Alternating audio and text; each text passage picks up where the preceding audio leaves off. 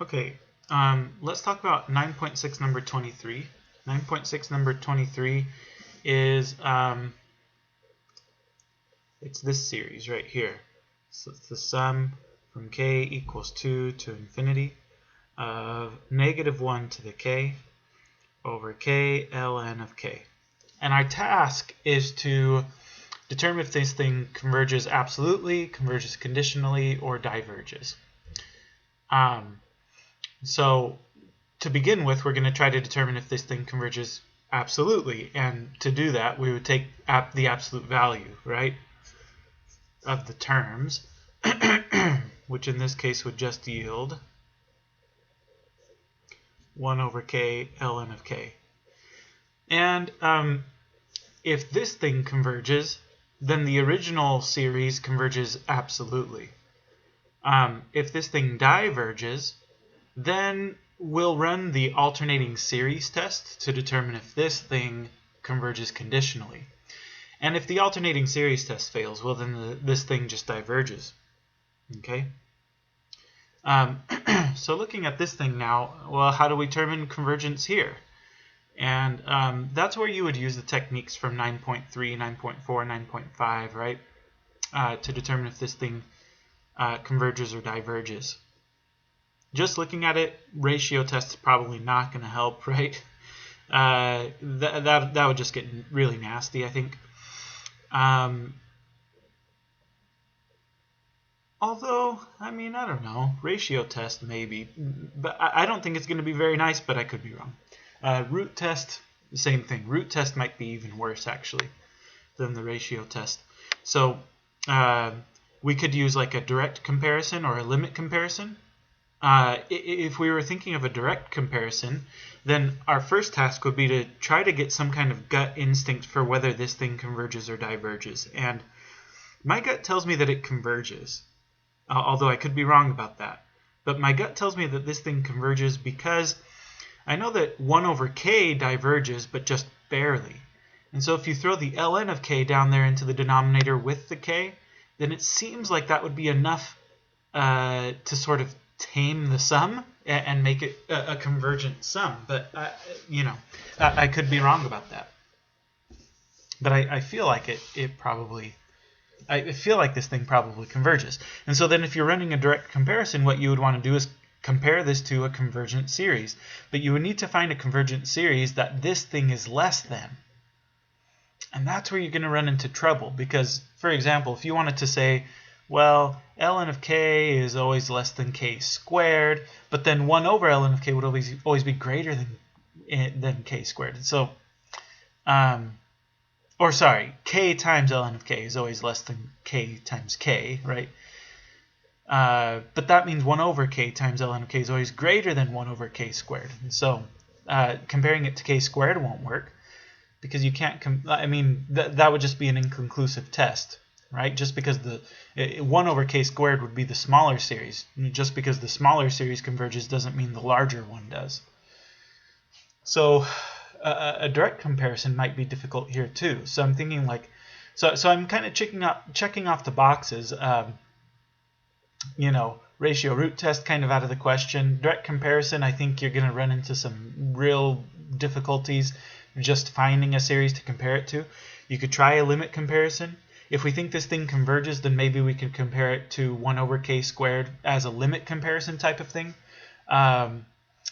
My feeling on that, and again, I could be wrong, but just my gut tells me that if I do that, I'm going to end up, like if I do 1 over k ln of k all over 1 over k squared, my feeling is that I'm going to get either, infinity or 0 or something inconclusive from a limit comparison test. So it seems like I'm kind of striking out here, but then I remember, right? Well, wait a second. Way back in 9.3, we talked about the integral test, right? We talked about the fact that the series is going to converge if and only if the integral converges. So if I can turn this into an integral, and look, when I look at this, it's a u sub, right? This is an easy integral. Let u be ln of x. and then du is going to be 1 over x. So this is a u sub. So calculating the integral here is not challenging. So I think the integral test is the way to go. So that's what I'm going to do, right? I'm going to look at integral from 2 to infinity of 1 over x ln of x dx. Right, this is what I really want to do. And of course that's an improper integral. Let me see if I can make this less blurry. Hold on. Okay, so that's an improper integral. So we're going to take limit as, I don't know, whatever letter you like.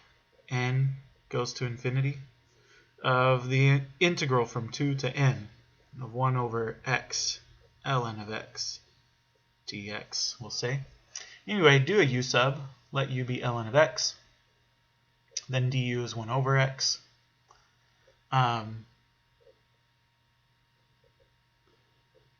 So let u be ln of x. Then du is dx over x. So this is just 1 over u, right? So this is just a du over u type of situation. I'm going to say integral of du over u equals ln of absolute value of u, which in this case would be ln of x. Now if we're evaluating from 2 to some other positive number, then ln is going to be positive. So this is really just ln of x without the absolute values, right? But anyway, we're interested in this thing. So limit as n goes to infinity of ln of x evaluated from 2 to n would be limit as n goes to infinity of ln of n minus ln of 2.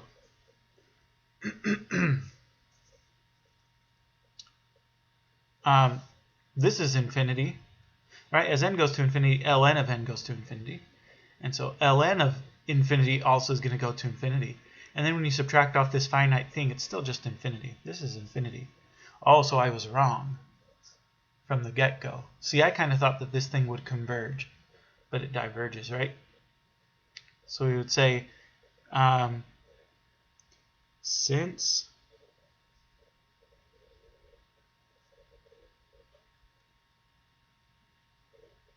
diverges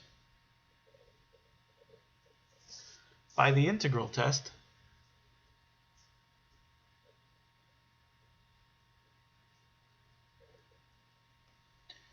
the sum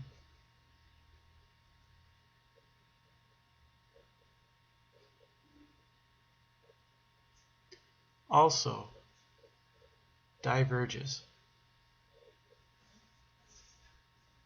Okay, well, so that's the worst news we could possibly get, right? Because because that means we have to now apply the alternating series test. We know that this thing does not, the original series does not converge absolutely, but it could converge conditionally. And so to determine if it converges conditionally, we have to apply the alternating series test.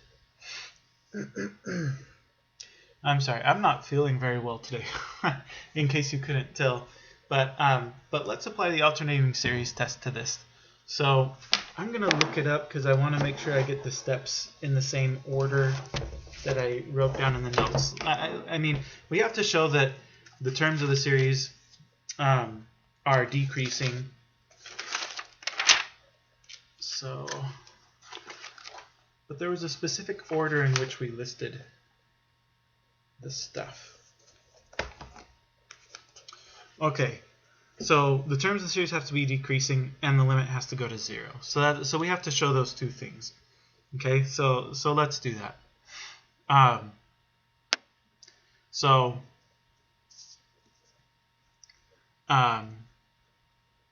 mean, to show that 1 over k times ln of k is decreasing, that's pretty straightforward. I mean, it's the case that k plus 1, or we could say 1 over k plus 1 is always less than 1 over k, and 1 over ln of k plus 1 is always less than 1 over ln of k.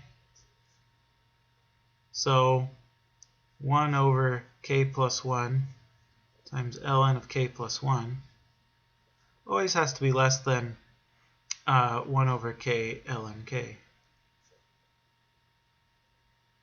So 1 over k ln k is decreasing.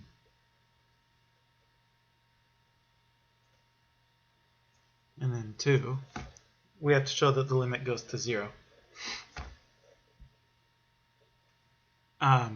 Limit as k approaches infinity of 1 over k ln k. Again, there's really not much to show here. I mean, it's just true, right? The numerator stays constant and the denominator explodes, right? So this thing goes to 0. So by the alternating series test,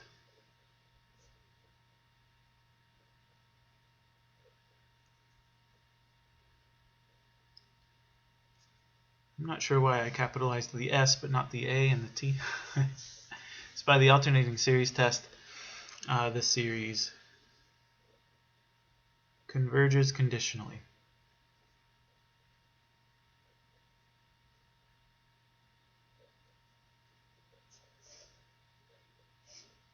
Okay, so there you go. Well, so that one was a very interesting one, as it turns out, right? I thought that it would converge absolutely, but it doesn't. It does, however, converge conditionally. Okay. So there you go.